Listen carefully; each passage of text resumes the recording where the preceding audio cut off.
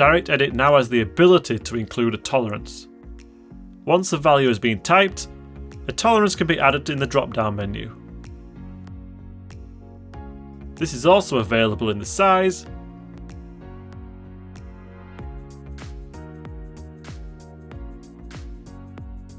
and the rotate mode.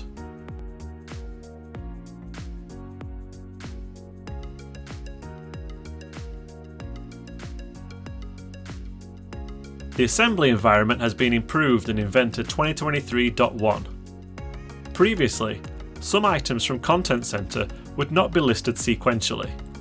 In 2023.1, all items list their sizes sequentially. In 2023, we added the ability to suppress constraints directly from the dialog box. This is now also possible with joints, allowing you to control suppression on placement and on edit to avoid having to close the dialog to change the status. The bolted connection environment has also had an update.